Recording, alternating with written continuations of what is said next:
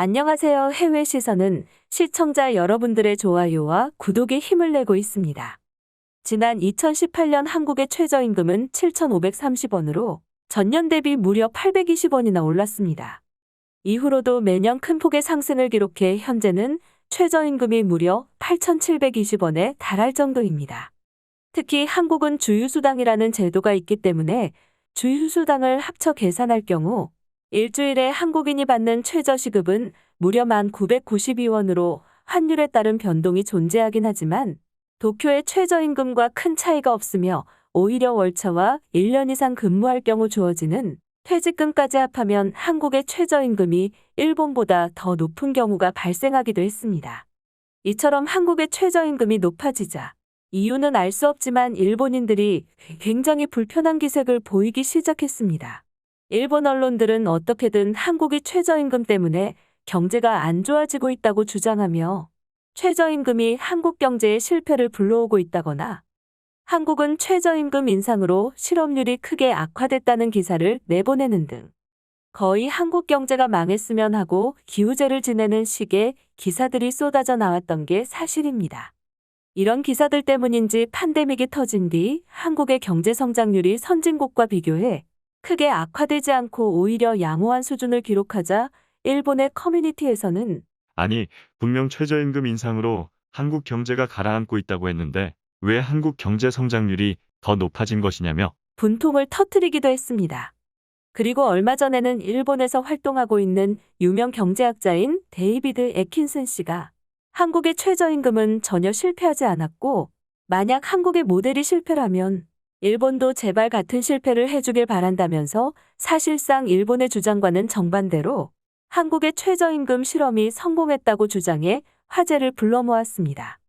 애킨슨 씨는 한국이 최저임금을 올린 직후에는 실제로 실업률이 다소 올라가긴 했지만 이후 생산성도 함께 급격히 향상되어 결과적으로 임금과 생산성 모두 일본을 앞질렀다고 비판하며 일본인들은 그저 한 치 앞만 내다보고 그 이후에 한국이 어떻게 변했는지는 보지 않는다고 했습니다.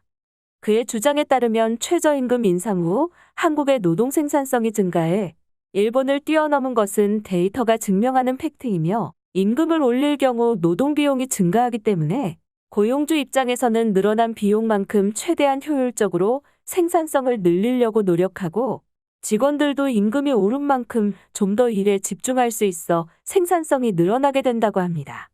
하지만 일본은 그저 한국의 정책이 실패했다고만 주장하며 임금을 올리지 않고 있기 때문에 일본의 고용주들은 어떠한 혁신이나 생산성 향상을 위한 노력을 하지 않고 있는데 바로 이 점이 일본의 경쟁력을 갉아먹는다고 주장했습니다.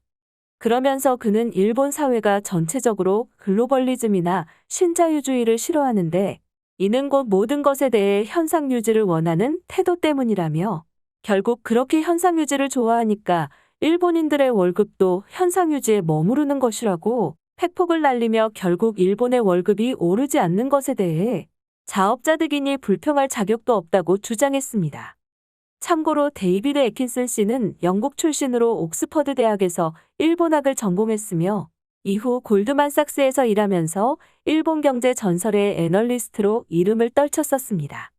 이후 30년간 일본에 살면서 일본 경제에 대해 수많은 조언을 해왔고 현재는 일본 문화의 조예가 깊다는 이유로 일본 정부 관광국 특별 고문을 맡고 있습니다.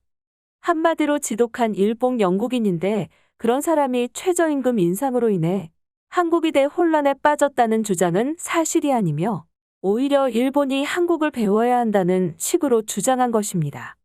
현재 이 기사에는 1,000개 이상의 댓글이 달리는 등 많은 관심을 받고 있는데요. 그럼 자세한 일본인들의 반응 보시겠습니다. 거짓말이야. 한국은 최저임금 인상 때문에 청년들의 일자리가 없어져서 실업률이 늘었고 그에 따라 전체 경제도 하락해서 생활고를 겪는 사람들이 늘어나고 있어. 일본은 일을 하고 싶어하는 사람 중에 취업을 하지 못하는 사람은 없어. 한국의 경제 성장률과 1인당 GDP 등 모든 통계에서 일본을 압도하고 있는 성과가 나오고 있다. 주장은 누구나 할 수 있지만 그럴듯한 근거가 없다면 공허한 소리일 뿐이야. 한국의 통계를 믿다니. 너는 제일인가? 사실은 최저임금을 인상한 한국 정부의 정책이 옳았다고 생각한다. 한국의 여러 가지 성장 지표들이 그걸 증명하지. 경제 정책은 일본도 본받을 만하고 무엇보다 IT 정책에서만큼은 세계적으로 월등하다고 생각해. 일본은 30년 동안 임금은 동결인 상태인데 물가는 계속해서 상승 중이기 때문에 이제 젊은 사람들은 저렴한 물건만 소비하고 싸구려 음식만 먹으면서 연애도 결혼도 포기했다. 일본도 한국처럼 돈을 올려서 줘야 해. 한국은 최근 10년 만에 2배나 올랐어. 우익들은 한국의 정책을 따라하는 게 죽도록 싫기 때문에 최저임금은 경제와 관계없다는 둥 헛소리 하는데 너무 바보 같다. 이것만큼은 한국이 죽도록 부러워.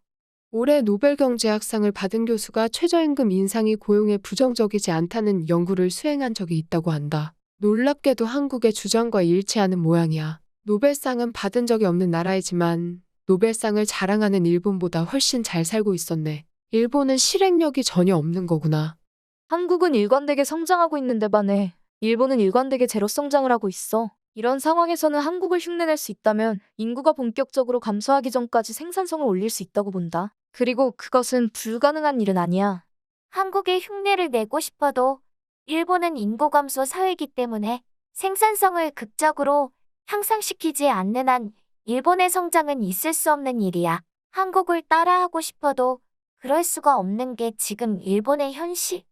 한국의 경제 정책을 배워야 해. 이제 한국은 형의 나라가 아니라 스승의 나라다.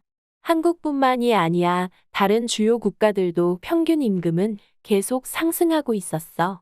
일본도 최저임금을 올리지 않으면 평균 임금이 올라가지 않는다.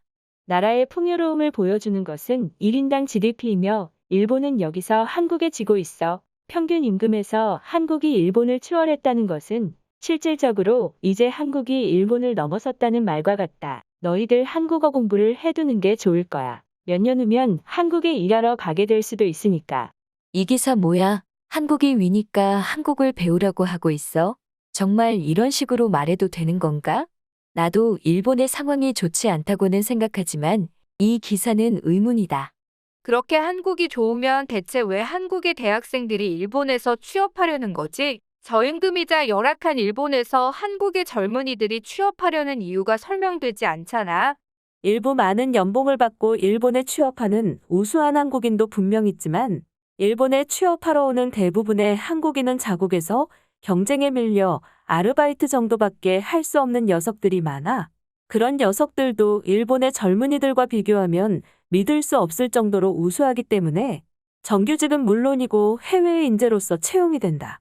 정규직은 한국이나 일본이나 최저임금과는 관계없어. 한국에서는 연애와 결혼, 출산 세 가지를 포기하는 사람이 늘어나고 있다고 해. 즉, 한국인이 지구상에서 사라질 가능성이 높다는 뜻이다. 한국은 알아서 저출산으로 소멸하니 그대로 두도록. 일본은 굶어서 더 빨리 소멸할지도 몰라. 한국 인터넷을 보면 꼭 그렇지만도 않다.